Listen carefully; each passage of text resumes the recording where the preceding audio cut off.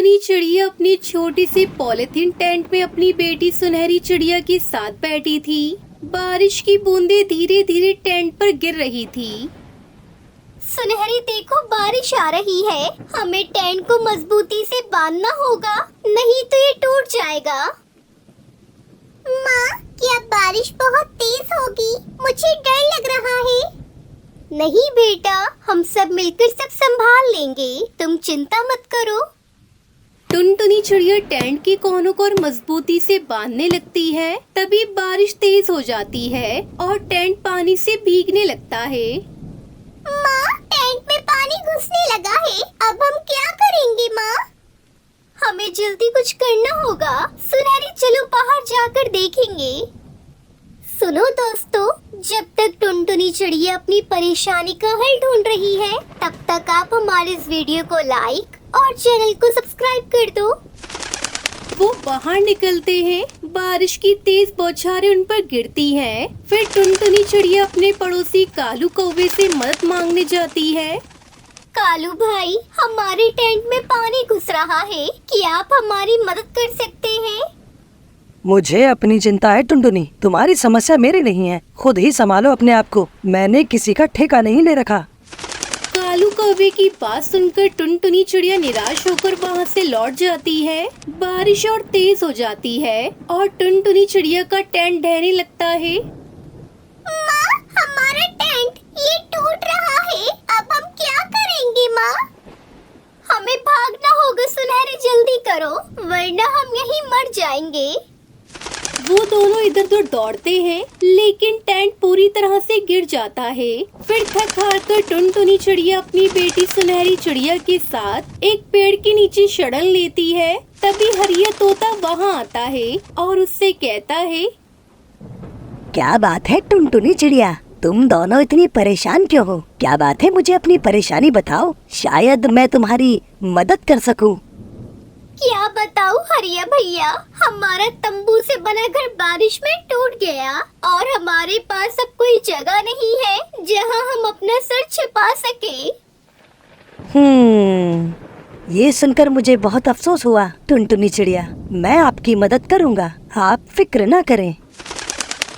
फिर हरिया तोता टुनटुनी चिड़िया सुनहरी चिड़िया को एक सुरक्षित जगह पर ले जाता है।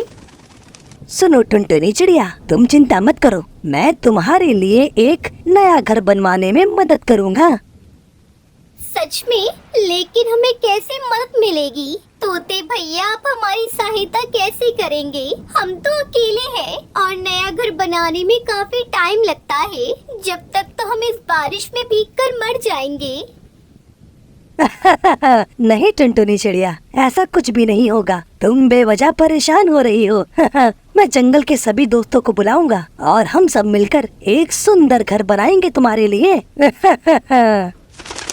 फिर हरिया तोता जंगल के सभी पक्षियों को बुलाता है। वो सभी मिलकर काम करने लगते हैं और टुनटुनी चिड़िया के लिए एक सुंदर घर बनाते हैं। दोस्तों, हमें टुनटुनी और उसकी बेटी सुनहरी चिड़िया के लिए एक नया घर बनाना है, चलो काम शुरू करते हैं। वो सभी पक्षी मिलकर टुनटुनी चिड़िया के लिए एक सुंदर और मजबूत फलों का घर बनाते हैं। कुछ समय की मेहनत के बाद टुनटुनी चिड़िया सुनहरी चिड़िया का नया फलों का घर बनकर तैयार हो जाता है। वो दोनों अपना नया घर देखकर खुशी से झूम उठती है। ये तो बहुत सुंदर घर है, धन्यवाद हरिया भैया, आपकी वजह से ये सब हो पाया है। हुर्रे, अब हमें बारिश से डर नहीं लगेगा, अब हम अपने घर में आराम से रह सकेंगे। फिर कालू कौवा आता है और उसे अपने किए पर पछतावा होता है। टुनटुनी, मुझे खेद है, मैंने तुम्हारी मदद नहीं की, क्या तुम मुझे माफ कर दोगी? मुझे अपनी गलती का एहसास हो गया है। हम सब गलतियाँ करते हैं कालू भैया, लेकिन सही समय पर मदद करना बहुत जरूरी है, जैसे हरिया भैया और सभी दोस्तों ने हमारी की। एकता में ही पल है, जब हम सब मिलकर काम करते हैं तो कोई भी समस्या बड़ी नहीं होती। हाँ दोस्तों, हमें हमेशा एक दूसरों की मदद करनी चाहिए। टुनटुनी चिड़िया, उसकी बेटी सुनहरी चिड़िया, हरिया तोता और सभी पक्षी खुशी से एक साथ रहते हैं और बारिश की यादें अब सिर्फ एक कहानी बनकर रह गई है। अब टुनटुनी चिड़िया अपनी बेटी के साथ खुशी खुशी फलों के घर में रहती है।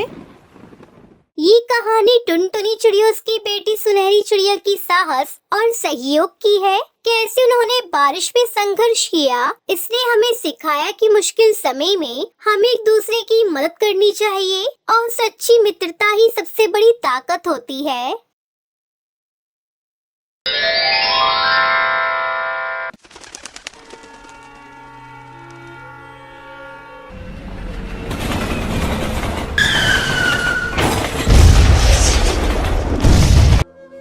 उड़ीसा के जंगल में टुनटुनी चिड़िया अपने मम्मी पापा और छोटी बहन पिंकी के साथ रहती थी। गर्मी की छुट्टियां चल रही थी, इसलिए पूरा परिवार छुट्टियां मनाने जा रहा था। लेकिन एक हादसे ने दोनों बहनों को अनाथ बना दिया। अचानक से तीन ट्रेन एक दूसरे से टकरा जाती है, जिसमें कई मासूम पक्षियों की जान चली जाती है। दीदी, मम्मी पापा कहाँ हैं? दीदी, ये सब क्या हो गया? काश मैंने घूमने की जिद नहीं की होती। मम्मी पापा कहाँ हो? दोनों बहनें अपने मम्मी पापा को ढूंढ रही थी, पर उनका कोई अता पता नहीं था। पिंकी, ऐसा लगता है हमारे मम्मी पापा इस हादसे में मारे गए। तब तक आप लोग कमेंट पे बताएं 100 into 10 कितने होते हैं। ट्रेन की पटरियों पे चारों तरफ पक्षियों की लाशें पड़ी हुई थी और चारों तरफ चीख पुकार मची हुई थी।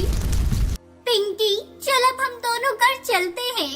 यहाँ रहने का कोई फायदा नहीं। मैंने मम्मी पापा को कई जगह ढूंढा, लेकिन वो कहीं नहीं मिले। भूखी प्यासी रोती हुई दोनों बहनें अपने घर पहुंचती हैं। इस तरह कई दिन गुजर गए। दोनों बहनें भूखी थी। टुनटुनी दीदी, बहुत जोरों से भूख लगी है। मुझे भी भूख लगी है पिंकी। चल दोनों खाना तलाश करने चलते हैं। वो दोनों भोजन की तलाश में जाती हैं। तभी रास्ते में उन्हें एक पक्षी केले बेचते हुए नजर आता है। केले ले लो, केले, पके हुए केले, मीठे मीठे केले ले लो, केले। टुनटुनी दीदी, मुझे केला खाना है। पिंकी, मेरे पास तो पैसे भी नहीं है। मैं केला कैसे खरीदूं तेरे लिए? दीदी, एक बार मांग कर देखो ना अंकल से, शायद वो केले दे दे। अच्छा ठीक है, तू यही बैठ, मैं केले मांग कर देखती हूँ। टुनटुनी चिड़िया केले वाले के पास जाती है। अंकल, केले वाले अंकल, आप मुझे कुछ केले दोगे? हाँ हाँ बिटिया, बिल्कुल दूंगा। ये लो 6 केले, 20 रुपए के हैं। लेकिन अंकल, मेरे पास पैसे नहीं है। मेरी बहन बहुत भूखी है, मुझे भी भूख लगी है। आपको पता है अंकल, अभी अभी जो रेल दुर्घटना हुई, उसमें मेरे मम्मी पापा मारे गए। हम दोनों बहनें अनाथ हो गई अंकल। इतना सुनते ही उस केले वाले की आंखों से आंसू बहने लगते हैं। ये लो बिटिया, 12 केले लेकर जाओ और इसे खा लो, और मुझे पैसे देने की कोई जरूरत नहीं। टुनटुनी केले लेकर अपनी बहन के पास आती है। पिंकी, चल केला खाते हैं। अंकल ने जब हमारे बारे में सुना तो रोने लगे और उन्होंने मुझे इतने सारे केले दिए।